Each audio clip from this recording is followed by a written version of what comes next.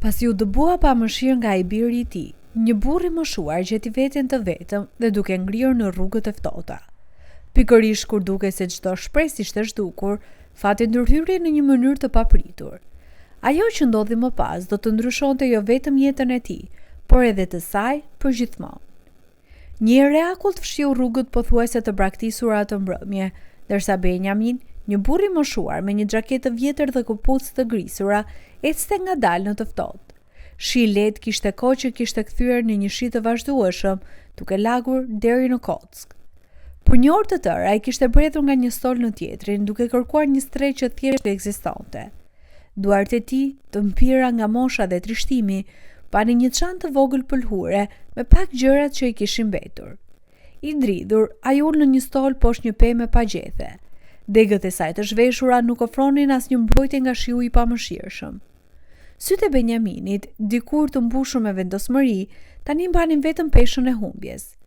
Vetëm disa ditë më parë, i biri i tij Samuel e kishte detyruar të largohej nga shtëpia që kishin ndarë bashkë. Benjamin e kishte ndërtuar atë shtëpi me mund dhe dashuri gjatë gjithë jetës. Nuk mund të kujdesemi më për ty, je barr, i kishte thënë Samuel me zërin e tij të ftohtë si ajri i natës. Pranë tij Abigail, nusja e Benjamin, kishte bërë një shenjë të heshtur me kokë. Fytyra e saj pas një shenjë keqardhjeje. Këto fjalë jehonin pafund në mendjen e Benjaminit. Çdo përsëritje prerëse më thellëse e fundit, një plagë freskët në zemrën e tij tashmë të thyer. Ai kishte qëndruar aty, i dridhur, duart e shtrira në dëshpërim, duke kërkuar në fytyrat e tyre qoftë edhe një shkëndijë dhe mshurie, por asgjë nuk erdhi. Tani, i strukur në stol, Benjamin përpiqej të pajtonte se si dashuria, besnikëria dhe kujtimet e përbashkëta mund të shpërbëheshin kaq lehtë nën peshën e komoditetit. Thirrja e hidhur e tradhtisë dhemte më shumë se shiu i ftohtë që depërtonte në xhaketën e tij të rënuar. Ai mbylli syt, por gjumi nuk vinte. Sa herë që i afroi gjumit, kujtimet e ditëve më të mira pushtonin mendimet e tij. Rregullimi i shtëpisë, ndërtimi një lëkundëse për Samuelin dhe lyerja e mureve të shtëpisë familjar. Çdo kujtim i rikujtonte atë që kishte humbur. Rrugët ishin pothuajse të braktisura. Her pas here, dikush kalonte me nxitime çadër të ngritur lart, pa i hedhur asnjë vështrim. Çdo indiferencë e kalimtarëve i rikujtonte se sa i padukshëm ishte bërë. Një burr i shkëputur nga bota, që nuk i përkiste më askund. Pikërisht kur të shpërimi kërcënonte ta fundoste, ai dëgjoi zhurmën e lehtë të këpucëve në barin e lagur. I befasuar Benjamin ngriti syt dhe pa një grua të moshuar që qëndronte afër. Rrudhat i kishin ngdendur fytyrën, por sytë e saj rrezatonin një ngrohtësi që binte në sy, kundër zymtësisë së natës. Vështrimi i saj u ndalte ai me një zë të butë për të vendosur. Ajo pyeti: "Çfarë po bën këtu, o njeri i dashur? A nuk je shtëpi?" Turpi dhe trishtimi shtrënguan fytin duke i bllokuar përgjigjen. Më në fund ai arriti të përshpërisë. "Nuk kam ku të shkoj. Biri im më tha të largohem." Faqet i digjeshin nga poshtërimi dhe ai dëshironte të zhdukej në hije, por shqetësimi i saj pa lëkundër e mbajti të rrënjosur në vet. Gruaja u afrua dhe shpreha saj u zbut. "Je lagur deri në palc. Nëse qëndron këtu do të sëmuresh," tha ajo me një ton praktik. "Eja me mua. Vendimi është i vogël, por është i ngrohtë. Nuk do të lë të ngrish." Benjamin hezitoi të besonte një të huaj dhe duke i rrezikshme, por sinqeriteti dhe sytë e saj të mirë zgjuan diçka të varrosur prej kohësh brenda tij, shpresën. Ngadalë ai u ngrit nga stoli. Çdo nyje ishte duke protestuar. E ndoqi atë në përshi. Ata ecën në heshtje për disa bloqe derisa arritën në një ndërtesë modeste apartamentesh në skaj të qytetit. Dritat e korridorit dridheshin ndërsa ajo hapi derën dhe i bëri shenjë të hynte brenda. Ngrohtësia e rrethoi menjëherë, së bashku me aromën qetësuese të bukës së freskët. Një llambe e vetme ndriçonte dhomën komode. Vazot me lule zbukuronin pragun e dritares dhe fotografi të kornizuara pushonin mbi një tavolinë të vogël. Ajo ndezi dritën e tavanit dhe tregoi një karrike pranë tryezës së ngrënjes. "Ulu," tha ajo, "më lërte të marr një peshqir dhe pak çaj." Benjamin u fundos në karrike dhe lodhja e pushtoi. Brenda pak çastesh gruaja u kthye me një filxhan që nxirrte avull dhe një peshqir. Gishtat e tij të dridhur mbërthyen filxhanin dhe ai pinte me kujdes. ngrohtësia i përhape në trup. Kur qetësua mjaftueshëm për të folur, ai u prezantua dhe me ngurim tregoi se si biri dhe nusja e tij kishin dëbuar. Gruaja dëgjoi në heshtje, palli sa ishte i rrudhur nga dëmshuria. "Unë jam Sofia", tha ajo butësisht kur ai mbaroi. "Jeta mund të jetë mizore apo jo? Unë humba burrin tim nga sëmundja dhe fëmijët e mi rrallë më vizitojnë tani. Do njëherë ndihem sikur jam vetëm në botë", pësherëtiu ajo duke përzier çajin e saj. "Por, ne nuk mund të humbasim dëmshurinë. Duhet të ketë një arsye për të vazhduar." Fyti Benjaminit u shtrëngua nga fjalët e saj. Për herë të parë pas ditësh, ai ndjeu një shkëndij shprese. "Më vjen keq që po ndërhyj", tha Benjamin në heshtje. "As nuk më nje." Sofia tundi kokën. "Asnjë falje.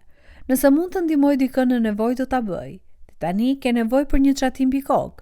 Ka një krevat të lirë në dhomën tjetër, rrisa të kesh nevojë." Mirënjohja i mbushi gjoksin Benjamini, megjithse ndjej i padem për mirësinë e saj. Sytë e tij u endën te fotografitë mbi tavolinë.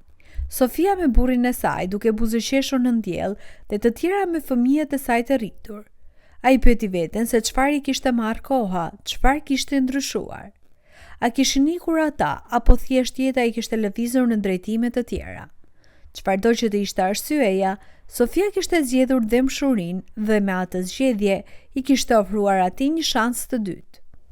"Jam i Zoti për riparime", tha ai me hezitim. "Rregullime të vogla, lyerje, gjëra të tilla, ndoshta mund të ndihmojnë në shtëpi." Fytyra e Sofisë u ndriçua. "Nuk do të them jo." Dollapi i kuzhinës kërcet si i çmendur. Një buzëqeshje lehtë preku buzët e Benjaminit. E para, pas një kohe të gjatë. Në ditët që pasuan, ai punoi në heshtje duke mbyllur dritare, duke rregulluar dyer, duke lyer verandën dhe diku në atë ritëm filloi të ndiej sërish në shtëpi. Në këmbim, Sofia ofronte ushqime të ngrohta, biseda të këndshme dhe një ndjenjë se ai kishte rëndësi.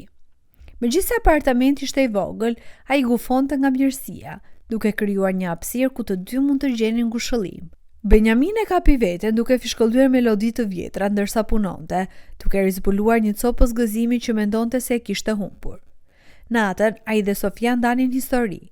Ajo fliste për rinin e saj, udhëtimet dhe dashurinë që kishte ndarë me burrin. Benjamin rrëfente ditët e tij të hershme si punëtor fabrike dhe krenarinë që kishte ndjerë kur lindi Samuel. Asnjëri nuk gjykonte dhimbjen e tjetrit. Në dobësitë e tyre të përbashkëta lulëzoi një misi e butë, e brisht, por e vërtet. Megjithse Benjamin ende mendonte për Samuelin, duke i mësuar të ngiste biçikletën, duke lexuar për rralla para gjumit. Ai filloi të pranonte se refuzimi të birit, ndonse zemërthyes, nuk përcaktonte jetën e tij. Mirësia e Sofisë i kujtoi se dëmshuria mund të shfaqej si një fener në momentet më të errta. Ngadalë, hidhërimi ja la vendi një shpresë të kujdesshme. Një mbrëmje ndërsa era u lërinte sërish jashtë, Benjamin vështroi nga dritarja dhe buzëqeshi. Kujtoi stolin ku kishte qëndruar në dëshpërim, i dridhur dhe i vetëm. Tani Benjamin qëndronte në një apartament të ngrohtë, i rrethuar nga diçka që nuk e kishte ndjerë prej kohësh. Kujdes. Një mike që më të vërtet interesohej nëse ai ishte mirë. Megjithse hijet e trishtimit ende qëndronin, ato zbuten nga mirësia, të qeshurat dhe forca e përbashkët. Familja nuk është gjithmonë për gjak, tha Sofia një mbrëmje ndërsa pinin çaj, krah për krah. Ndonjëherë ka të bëjë me njerëzit që zgjedhin të qëndrojnë pranë teje. Benjamin tundi kokën, fjalët e saj e zhytën me një peshë të qetë. Ai e kuptoi se pavarësisht dhimbjes, udhëtimi i tij e kishte çuar në këtë moment lidhje të vërtetë.